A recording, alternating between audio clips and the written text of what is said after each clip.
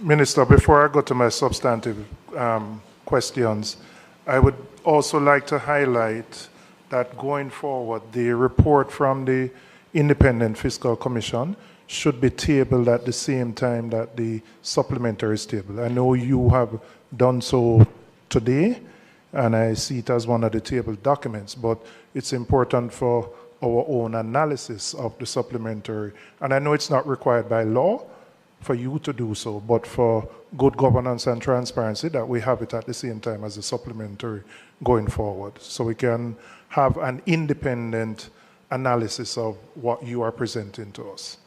In terms of my... Member, just to note that that report, when asked for, it was sent to Parliament within a day or two. I know, no. So I see it as a table document today, but I'm just saying going forward, when it is sent to you by law, and I'm just asking if we are, for future reference, when you table the supplementary, that you table it at the same time, so we have the benefit of it prior to it being tabled now. In terms of the substantive question, first one relates to JPS. I have seen in the media where you have finalized the terms of the loan to the JPS. Could you indicate what those terms are in terms of the tenor of the loan and the interest rate? And I ask within the context of a concern that consumers will have about being charged higher bills to facilitate the repayment of this loan. So that's my first question.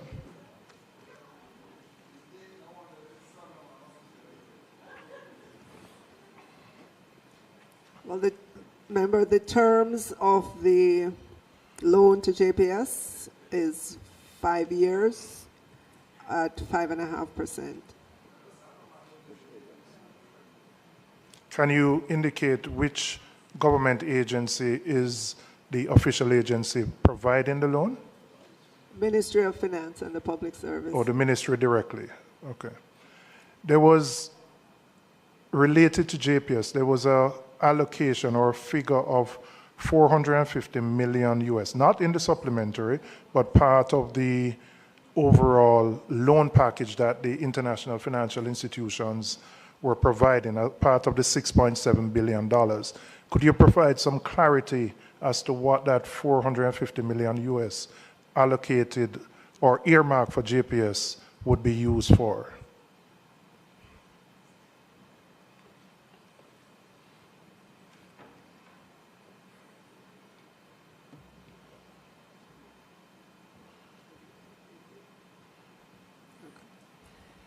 So, member, the Ministry of Energy could give you further details, but in essence, this facility would be available to JPS, as they had indicated that there was a need for additional funding, where we would like for the 150 million that was allocated to them as a loan, for that to come back to us out of this facility, but all of that is left to be worked out.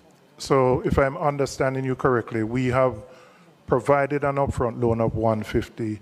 The international financial institutions have made a provision of 450 million, which JPS can draw down on and use that to repay the government the 150. Is that correct? Just so you're aware, member, it's not something that is in place yet, but contemplated. No, I know. That's why I say earmarked and not definitive. But it's important to understand what it is earmarked for and what is the thinking, because obviously there would have been discussions between the government of Jamaica and the IFIs around this facility. And since the figure is there, we just want clarity on it. Very, very preliminary discussions, member. Very preliminary. So when will you be in a position, I had asked you at the last sitting, to provide greater detail in terms of the 6.7 billion. We know 2.4 is private sector mobilization funding, but the direct government of Jamaica borrowing when will you be able to tell us specifics on that in terms of amounts from institutions, interest rates, length of period to pay, whether there's moratoria, etc.? When can you provide that to the House? So, member, the announcement was made last week, and as you can imagine, with these kinds of facilities, there are many conversations, many rounds of meetings to happen. We are in the early days following this announcement, so please allow us some time. Obviously, government has to look at its priority projects. It has to look at the timing of those projects. There is quite a bit to be worked out, member, which would not be possible to bring to the House in a week. Okay, I understand that, but would you be in a position to say when? And I asked that within the context. You have made projections around our debt to GDP ratio, moving up to 68% and moving higher. I assume those projections would account for what you anticipate that you intend to borrow to deal with the gaps that arise from the fall off in economic income activity and taxable income. All right. The 68% debt to GDP that you referenced, member, is what we're projecting by the end of this fiscal year, which will be in another 3 months. And all, if not most of that, is primarily due to the decline in the GDP.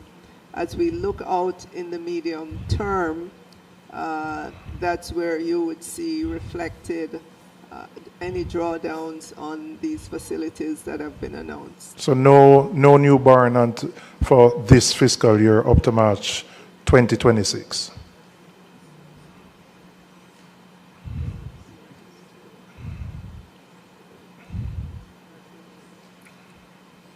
So in this fiscal year, member, there is a little bit of borrowing, but not enough to move the needle significantly.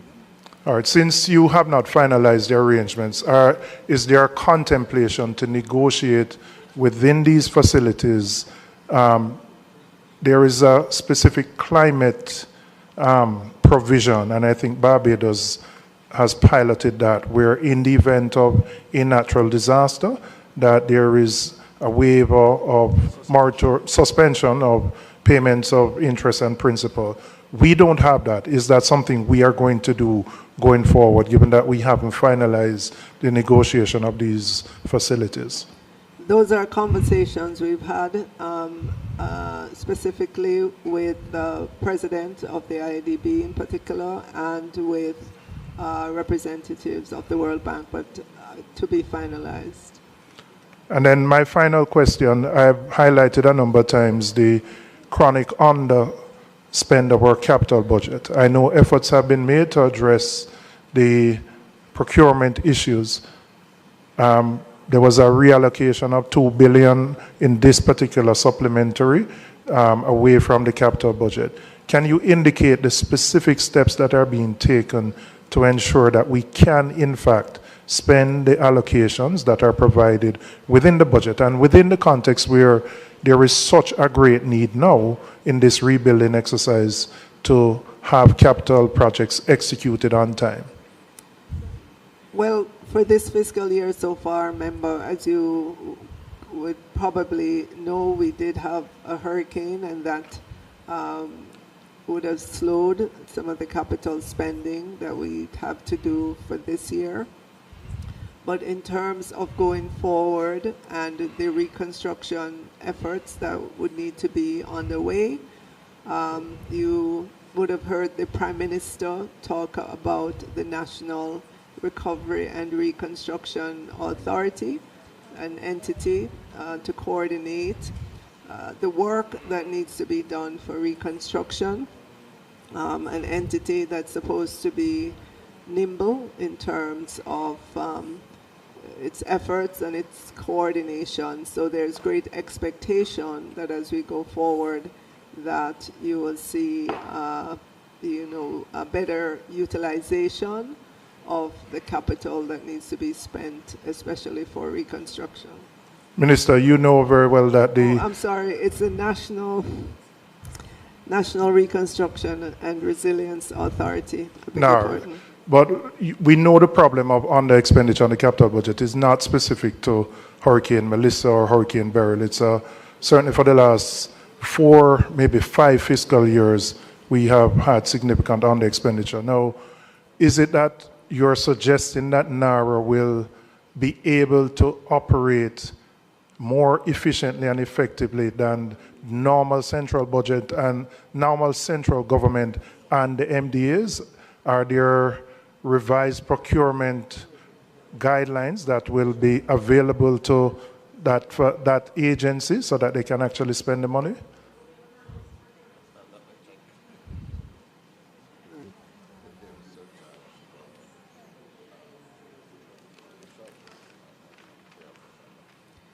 So for the National Reconstruction and Resilience Authority, we are expecting that it will operate under emergency procurement rules, but also that it will have the ability to engage significantly large companies to help us in terms of having a faster pace at the reconstruction.